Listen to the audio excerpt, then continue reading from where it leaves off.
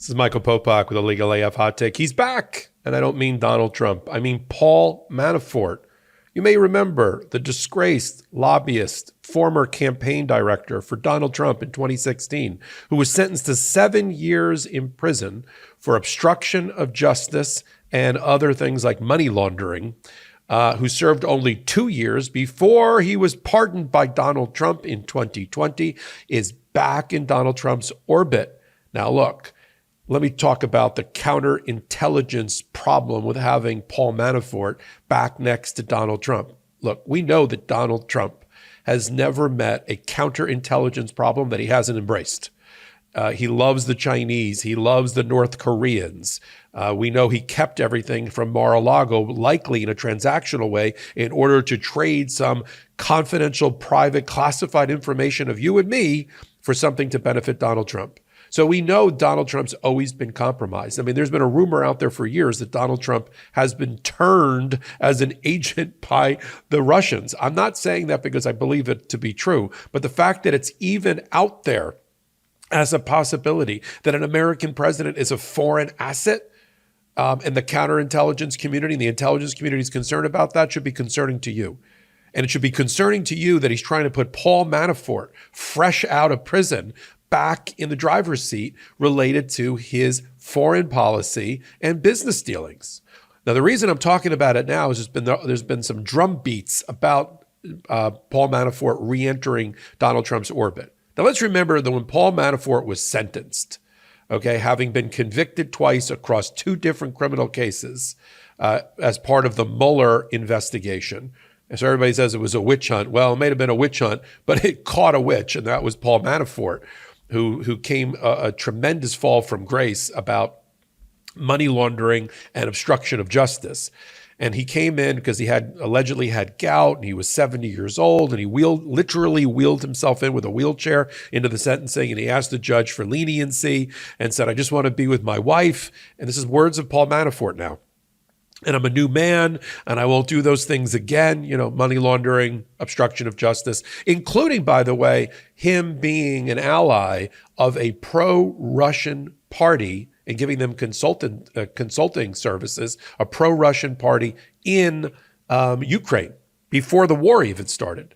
And when he's not advising them, he's currently advising, since he's been let out and try to resurrect his consulting firm, he's currently advising the Chinese government on a new Chinese streaming service that's to compete with Netflix. Okay, but at the time he was sentenced, he told the judge, "Pretty please, I got gout, I'm 70 years old, I'm in a wheelchair, I'm a new man, I turned a new leaf, I just want to spend time with my wife." All a lie. Fortunately, the judge didn't buy any of it and said, gone, 7 years. He served 2 years of it. COVID happened in the middle of it. He got released a little bit early, and then boom, pardon, because Donald Trump likes to pardon his way out of all of his corruption scandals. But Donald Trump allegedly, he likes loyalty. We know that. "Are you loyal to me? Are you loyal to me?" He liked Paul Manafort's loyalty because apparently Paul Manafort never cooperated with the Mueller investigation against Donald Trump and was willing to go to jail for it. Just like Alan Weisselberg, the chief financial officer for Donald Trump, is going to jail on a regular basis. He should have his own room or suite at Rikers Island for all the times he takes the bullet for Donald Trump. Paul Manafort's in the same category. And now Donald Trump wants to reward him by letting this counterintelligence compromised consultant back into his inner circle. Now, he was kind of floating it as a trial balloon. So he had Paul Manafort volunteer to run the nominating convention that's coming up in the summer in Milwaukee for the Republicans, where the big crowning event for Donald Trump to be crowned the Republican candidate for president. Paul Manafort was allegedly volunteering his time, but then when it was outed by the New York Times and the Washington Post, suddenly he's quit the campaign. And then issued some sort of public statement. I won't even bother reading you. I'll just give you the gist, which was, we're not going to let liberal media tear down President Trump's election. And I care too much about the country. Blah blah blah. And so the impact, though, I want to focus on for this particular hot take of Paul, the specter of Paul Manafort, getting back into the Trump orbit and leading policy, right? I mean, right now he's traveling around the country on the wrong side of all of these parties, of all of these issues. He's in Guatemala advising the wrong parties. He's in China representing effectively the Chinese government in a streaming service, as reported by the Washington Post. This is at the moment, now you know why Donald Trump was not supportive of the TikTok ban, because TikTok is ultimately controlled by the Chinese government, enforcing its sale in America unless they divest themselves, and the Chinese government has no more role in it. But you can see why. You got Paul Manafort as an earworm in Donald Trump's ear, telling him about how great the Chinese communists are. I can't even believe sometimes some of the hot takes I am compelled to do on this network and say these. The fact that even in refrigerator magnet poetry, I have to say things like Donald Trump, potentially an asset of the Russians, lover of communists wherever they may be, an American president, bringing back into his orbit convicted felons who committed money laundering and obstruction of justice. I mean, I'm glad I don't have a time machine. I wouldn't be able to report on any of these things in the past because they never happened in the past. There are no limitations to the kleptocracy that Donald Trump is intending to reinstall in the White House should he win the election. And I want that to be the takeaway from this hot take. You want Paul Manafort back running foreign policy for America? Then vote for Donald Trump. It's the only time you'll ever hear me say that. Have you heard that the flavored air category is quickly becoming the leading alternative to vaping and smoking? It's a whole new movement towards better habits, led by the sponsor of today's video, Fume. Fume is an award-winning flavored air device, and flavored air isn't like vaping. If vapor was compared to sticky soda, Fume cores are closer to herbal teas. Fume has lots of delicious flavors to choose from, like crisp mint and orange vanilla. With flavored air, you can satisfy your oral fixation through a passive diffusion system that utilizes no electronics, vapor, or combustion. Instead, Fume draws flavor to your mouth. Fume fills the void ditching a bad habit can leave. There's no vapor, and you can use it anywhere. There's no nicotine, and it's not addictive. The non-toxic flavors are a guilt-free alternative. Fume doesn't use any batteries, so you'll never need to charge it. The design is super sleek, it looks awesome, and you can truly feel the weighted, high-quality design. I mean, one of the fun things about Fume is that it's made to fidget with and calms anxiety with magnets, snaps, and clicks. Fume continuously invests in third-party studies to ensure the safety of their products. My favorite Fume flavor is the orange vanilla. It's just as delicious as it sounds. And look, if you're trying to kick your bad habit, I couldn't recommend Fume enough. Fume has served over 300,000 customers, and you can be the next success story.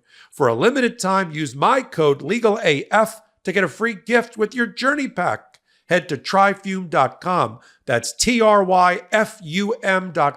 and use code LEGALAF or scan the QR code on the screen to get a free gift with your order today. Fortunately, the media, including MeidasTouch Network and Legal AF, are focused on these things, bringing them to your attention, and leading to change already, because Paul Manafort had to go back into the dark recesses behind Donald Trump because they trotted him out as a front person, and everybody said, Paul Manafort is back?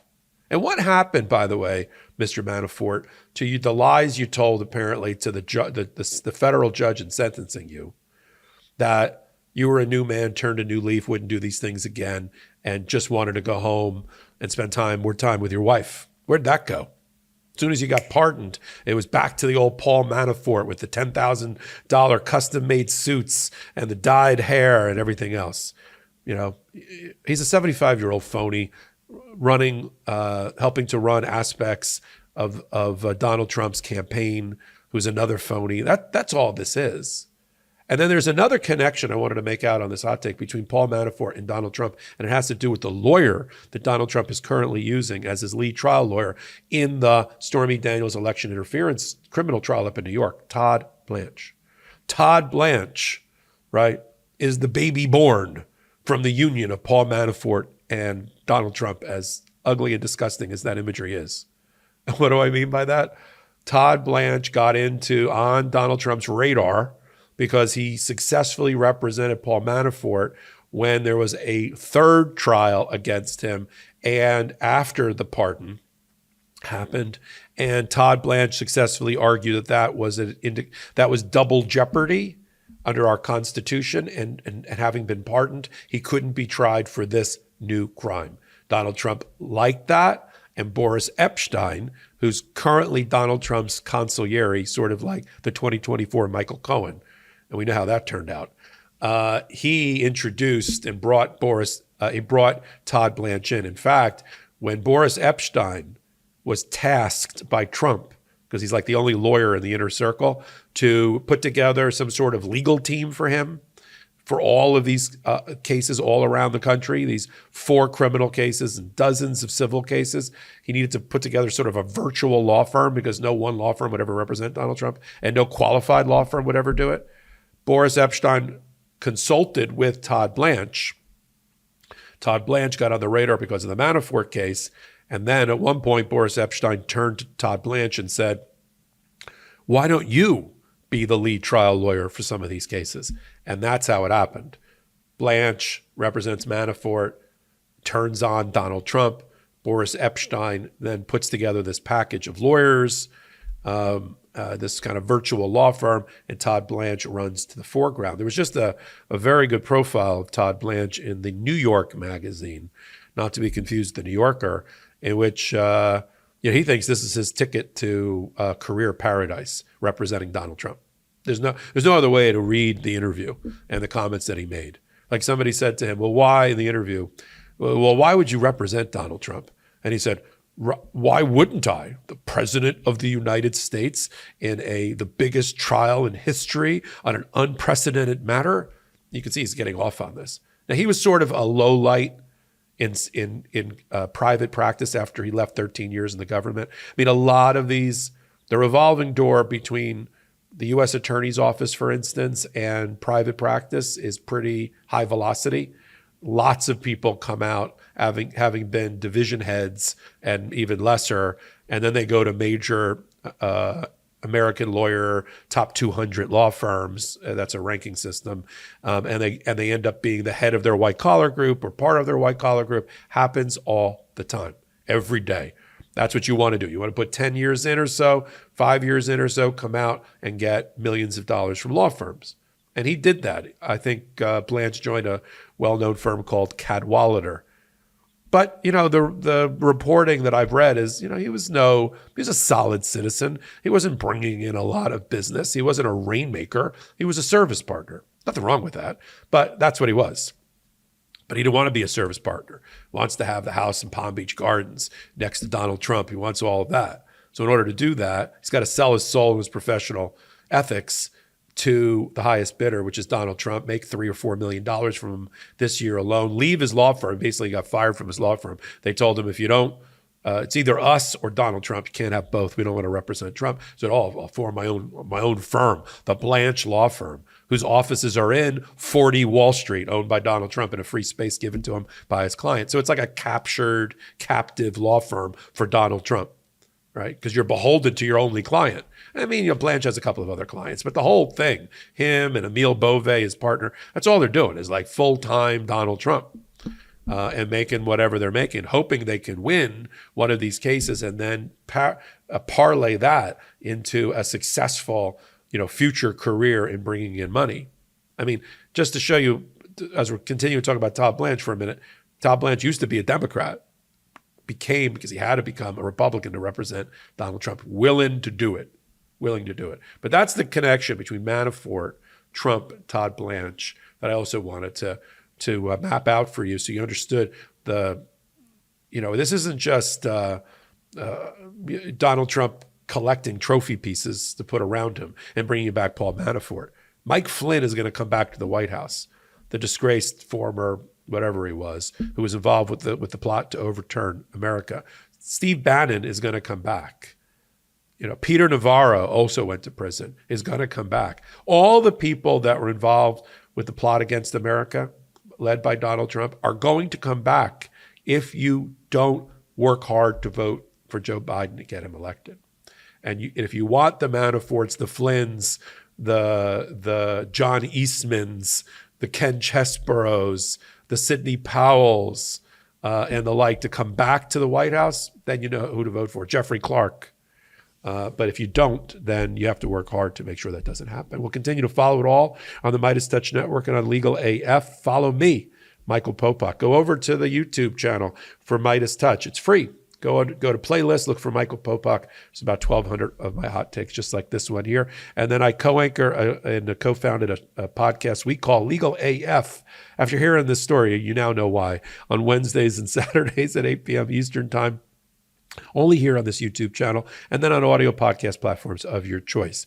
So until my next hot take, until my next Legal AF, this is Michael Popok reporting. Heary, heary, Legal AF Law Breakdown is now in session. Go beyond the headlines and get a deep dive into the important legal concepts you need to know, and we discuss every day on Legal AF.